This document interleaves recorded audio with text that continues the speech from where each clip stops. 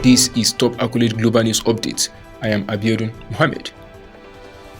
Benjamin Netanyahu, currently tasked with forming a new Israeli government after his coalition won elections earlier this month, has pledged to legalize dozens of illegal settler outposts in the occupied West Bank after a meeting with far-right controversial politician Itamar Ben-Gvir. The two met on Wednesday, during which they agreed to retroactively legalize their outposts within 60 days of the government being sworn in, according to Israeli media.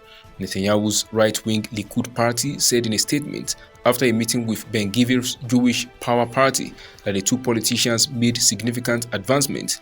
However, even if a deal has been made, there is no guarantee it would pass the required number of votes in Israel's parliament to be implemented. Among the outposts to be legalized under the plan is Omesh, a controversial settlement that was evacuated in 2005, located between the Palestinian cities of Nablus and Jenin. It lies on Route 60, the main north-south highway in the occupied West Bank, which is used by Palestinians and Jewish settlers.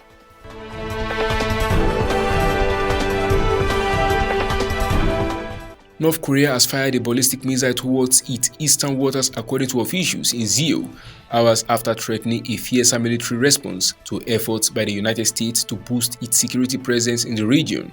South Korea's Joint Chiefs of Staff said the short-range ballistic missile was fired from North Korea's Wonsan area on Thursday. Amid the tensions, leaders of the US, South Korea and Japan held trilateral talks on the sidelines of the East Asia Summit in Cambodia last week and pledged to work together to further strengthen deterrence. In the statement after the discussions, US President Joe Biden, South Korean President Yoon Suk-yeol, and Japanese Prime Minister Fumio Kishida strongly condemned North Korea's unprecedented number of ballistic missile launches and pledged to forge still closer trilateral links in the security realm and beyond. They also warned Pyongyang against conducting a seventh nuclear test, with Biden reiterating that the US commitment to defending Seoul and Tokyo was backed by the full range of capabilities, including nuclear.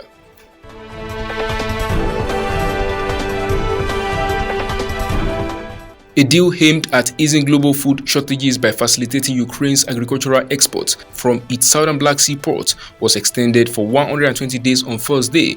The agreement, initially reached in July, created a protected sea transit corridor and was designed to alleviate global food shortages by allowing exports to resume from three ports in Ukraine, a major producer of grains and oilseeds. In quote, "I welcome the agreement by all parties to continue the Black Sea Grain Initiative to facilitate the safe navigation of exports of grain, foodstuffs and fertilizers from Ukraine," UN Secretary General Antonio Guterres said in a statement on Thursday.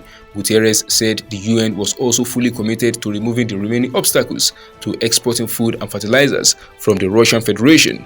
A part of the deal Moscow sees as critical. The export of Russian ammonia via a pipeline to the Black Sea has not yet been agreed as part of the renewal, a source familiar with discussions told newsmen.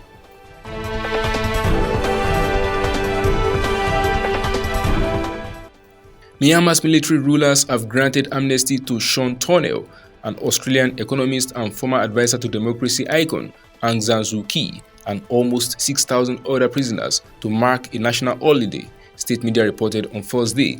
Former British ambassador to Myanmar, Vicky Bowman, and her Burmese artist husband, Ko Tain Lin, were among those also to be released, along with US citizen Kyo Tai-o and Japanese filmmaker Toru Kubota. The four foreigners were given amnesty for the relationship with other countries and also for humanitarian purposes, and had been asked to leave the country, state media said.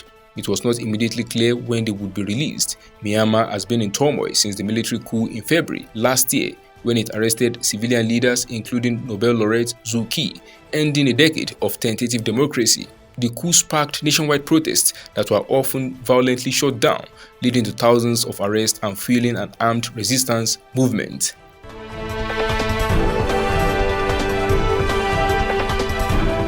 An Istanbul court has sentenced a televangelist who surrounded himself with scantily clad women he called kittens to 8,658 years in prison in the retrial, Turkish local media reported.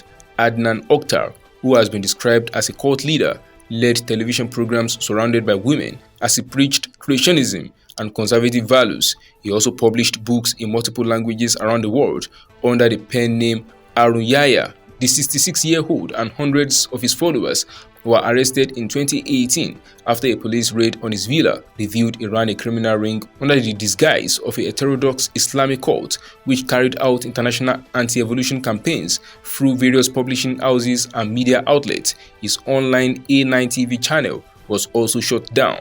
In January 2021, Oktar was convicted of 10 separate charges, including leading a criminal gang, engaging in political and military espionage, sexual abuse of minors, rape, blackmail, and causing torment.